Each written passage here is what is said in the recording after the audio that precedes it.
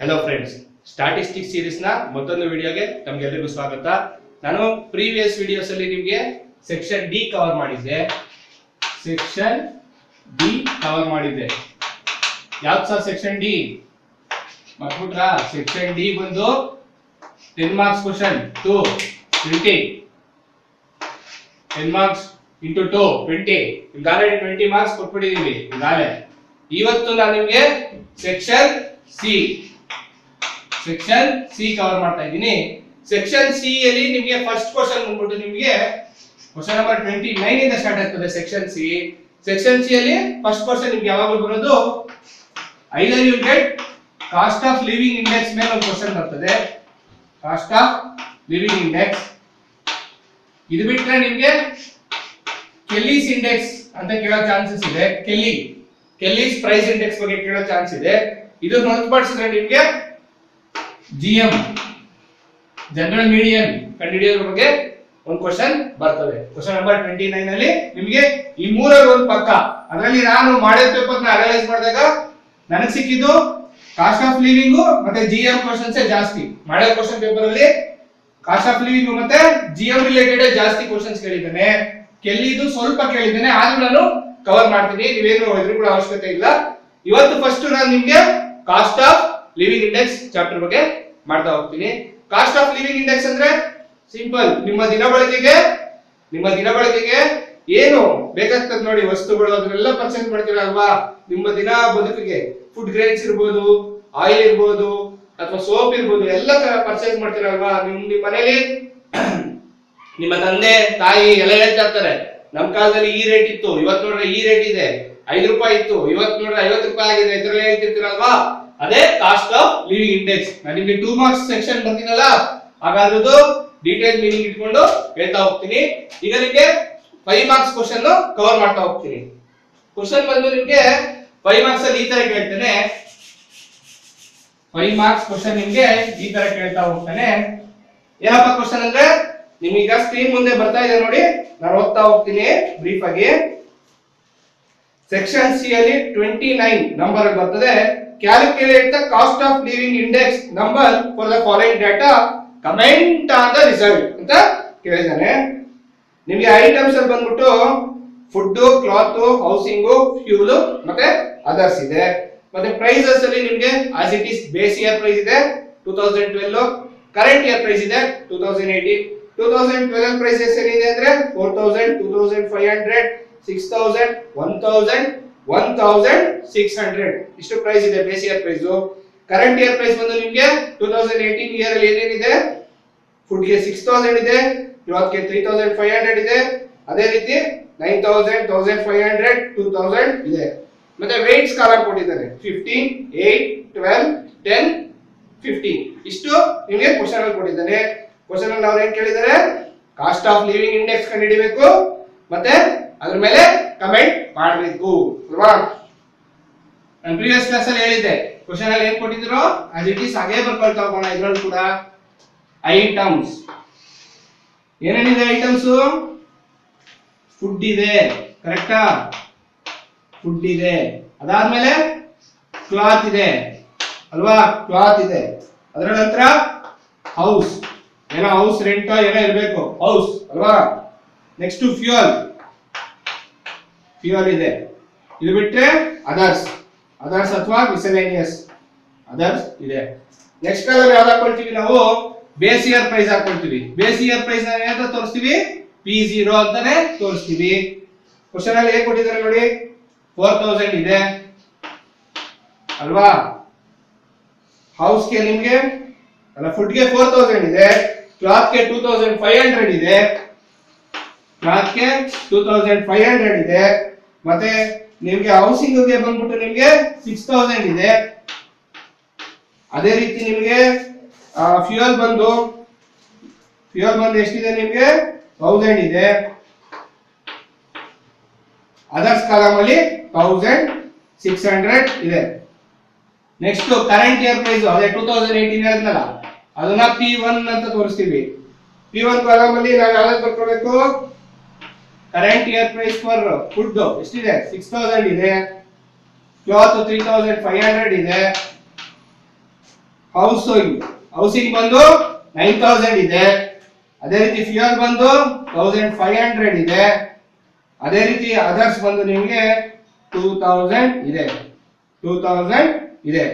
Next column ಅದು ಕೂಡ question ಅಲ್ಲೇ ಕೊಟ್ಟಿದ್ದಾರೆ. ಅವರು ಏನಾಗಿ ಕೊಡ್ತೀರಪ್ಪ ಅಂದ್ರೆ ಕ್ವಾಂಟಿಟಿ ಕೊಟ್ಟಿದ್ದಾರಲ್ವಾ, ಕ್ವಾಂಟಿಟಿ ಅಥವಾ ವೆಯ್ಟ್ ಕೊಟ್ಟಿದ್ದಾರೆ ನೋಡಿ. ವೆಯ್ಟ್ ಎಷ್ಟಿದೆ? 15 ಇದೆ. ಕ್ವಶನ್ ಅಲ್ಲಿ ಕೊಟ್ಟಿರೋದು ನಾನು ಹಾಗೆ ಕಾಪಿ ಮಾಡ್ತಾ ಇದ್ದೀನಿ. ಇದೆಲ್ಲ ಕ್ವಶನ್ ಅಲ್ಲಿ ಕೊಟ್ಟಿರೋದೆ. 12 ಇದೆ, 10 ಇದೆ, ಮತ್ತೆ 15 ಇದೆ ಅಲ್ವಾ. ಆಸ್ ಇಟ್ ಈಸ್ ಹಾಗೆ ಬರ್ಕೊಳ್ತೀವಿ. ನೆಕ್ಸ್ಟ್ ನಾವು ಕಾಸ್ಟ್ ಆಫ್ ಲಿವಿಂಗ್ ಇಂಡೆಕ್ಸ್ ಕಂಡುಹಿಡಿಯಕ್ಕೆ ಫಾರ್ಮುಲಾ ಇದೆ. ಏನಪ್ಪಾ ಅಂದ್ರೆ sigma WP. Cost of living index is equal to sigma WP divided by sigma W ಅಲ್ವಾ. ಇದೇ ಫಾರ್ಮುಲಾ. ಈಗ ನೀವು ಕ್ವಶನ್ ಅಲ್ಲಿ ನಿಮ್ಗೆ ಆಲ್ಮೋಸ್ಟ್ ಇಷ್ಟು ಇನ್ಫಾರ್ಮೇಶನ್ ಕೊಟ್ಟಿದ್ದಾನೆ, ಅವರೇ ಪ್ರೊವೈಡ್ ಮಾಡಿದ್ದಾರೆ. ಇಲ್ಲಿಂದ ನಮ್ಗೆ ಕೆಲಸ ಶುರುವಾಗ್ತಾ ಹೋಗ್ತದೆ. ಎರಡು ಪ್ರೈಸ್ ಇದೆ. ಅಲ್ಲಿ ನಮ್ಗೆ ಏನ್ ಬೇಕು? ಪಿ ಬೇಕು, ಸಿಗ್ಮಾ WP ಬೇಕು. ನಮ್ಗೆ ಎರಡು ಪ್ರೈಸ್ ಕೊಟ್ಟಿದ್ದಾನೆ. ಯಾವ ಪ್ರೈಸ್ ತಗೊಳ್ಳೋಣ?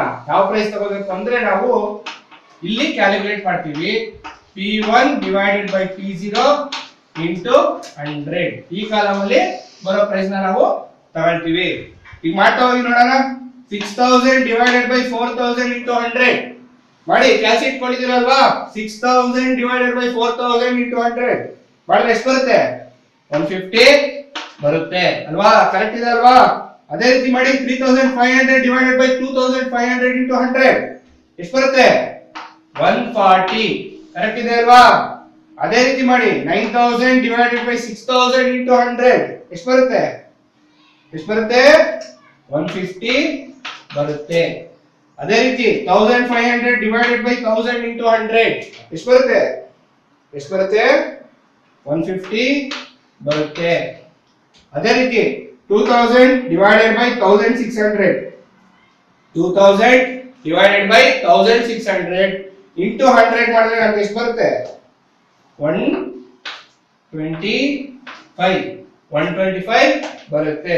ನೆಕ್ಸ್ಟ್ ಕಾಲಮ್ ನಾವು ಯಾವ್ದು ಹಾಕಬೇಕು? ಸಿಗ್ಮಾ WP ಬರ್ಬೇಕಲ್ಲ, ಕಂಡುಹಿಡಿಬೇಕಲ್ಲ, ಅದಕ್ಕೆ WP. ಈ ಕಾಲಮ್ ಅಲ್ಲಿ ಏನ್ ಮಾಡ್ತೀವಿ ನಾವು? W ನ ಇಲ್ಲಿ ಕಂಡುಹಿಡ್ಕೊಂಡ್ವಲ್ಲ ಹೊಸ P, ಇದ್ರ ಜೊತೆ ಮಲ್ಟಿಪ್ಲೈ ಮಾಡ್ತೀವಿ. 15 ಇಂಟು 150 ಎಷ್ಟಾಗುತ್ತೆ?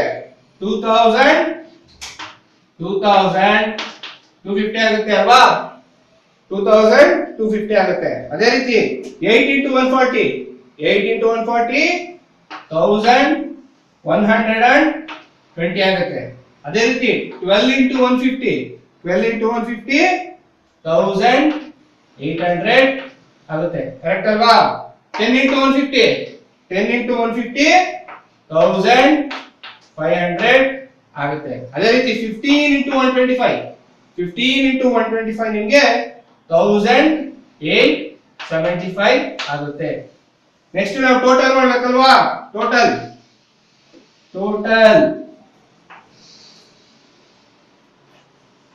ಯಾವ ಕಾಲಮ್ ಮಾಡಬೇಕು? ನಮ್ಮ ಫಾರ್ಮುಲಾ ಏನ್ ಕೇಳಿದ್ದಾರೆ? ಸಿಗ್ಮಾ WP ಇದೆ, ಇದ್ರ ಟೋಟಲ್ ಮಾಡಬೇಕು. ಈ ಕಾಲಮ್ದು ಇದ್ರ ಹೊರತುಪಡಿಸಿ ಸಿಗ್ಮಾ W ಕೇಳಿದಾನೆ, W ಕಾಲಮ್ದು ಟೋಟಲ್ ಮಾಡ್ಕೋಬೇಕು. ಮಿಕ್ಕಿದ ಕಾಲಮ್ದು ನಮ್ಗೆ ಅವಶ್ಯಕತೆ ಇಲ್ಲ. ಈ ಎರಡು ಕಾಲಮ್ದು ಮಾಡ್ಕೊಂಡ್ರೆ ಸಾಕು. ಎಷ್ಟಾಗುತ್ತೆ ನೋಡಿ? 12 ಪ್ಲಸ್ 8 20 30 30 ಪ್ಲಸ್ 30 60 ಕರೆಕ್ಟ್ ಇದೆಯಲ್ಲ. ಸಿಗ್ಮಾ W ಬಂದು ನಮ್ಗೆ 60 ಸಿಕ್ತು. ಅದೇ ರೀತಿ ಸಿಗ್ಮಾ WP ಎಷ್ಟಾಗುತ್ತೆ? 2250 1120 1800 1500 ಎಲ್ಲ ಕೂಡಿಸಿದ್ರೆ ಎಷ್ಟಾಗುತ್ತೆ? 8545 ಕರೆಕ್ಟ್ ಇದೆ ಅಲ್ವಾ. 8545. Next as per the formula ಹೋಗೋಣ. Sigma WP divided by sigma W.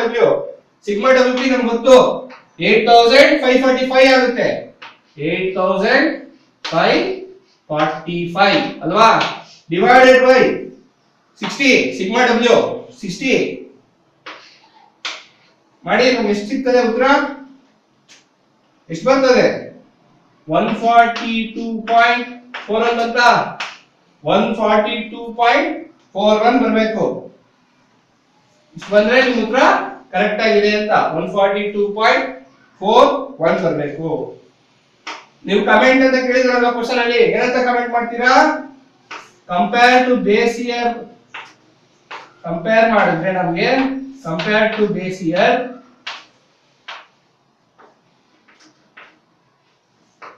leaving index compared to base year leaving index of current year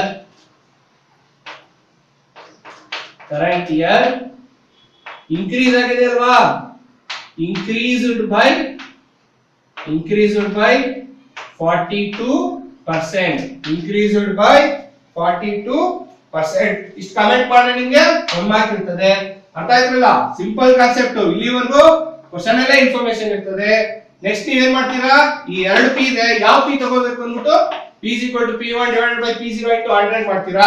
ಅದಾದ ನಂತರ wp ಮಾಡ್ತೀರಾ, w into p ಇಲ್ಲಿ ಬರ್ತಲ್ಲ p ಒಬ್ಟೈನ್ ಮಾಡ್ಕೊಂತೀರಲ್ಲ, w into p ಮಾಡ್ತೀರಾ, ಇದ್ರ total ತಗೋತೀರಾ, w ಟೋಟಲ್ ತಗೋತೀರಾ. ಫೈನಲ್ ಆಗಿ ಫಾರ್ಮುಲಾ ಕೊಟ್ಟಿರೋ ರೀತಿ ಡಿವೈಡ್ ಮಾಡ್ತೀರಾ, ನಿಮ್ಗೆ ಆನ್ಸರ್ ಸಿಗುತ್ತೆ. ಫೈನಲ್ ಅಲ್ಲಿ ಕಮೆಂಟ್ ಮಾಡ್ತೀವಿ, ಕಮೆಂಟ್ 1 ಮಾರ್ಕ್ಸ್ ಇರುತ್ತೆ. ಇಷ್ಟ ಹೇಳ್ತಾ ಕಾಸ್ಟ್ ಆಫ್ ಲಿವಿಂಗ್ ಇಂಡೆಕ್ಸ್ ಮುಗಿಸ್ತಾ ಇದ್ದೀನಿ. ಇಲ್ಲಿಗೆ ಎಕ್ಸಾಮ್ಸ್ ಚೆನ್ನಾಗಿ ಮಾಡಿ. All the best.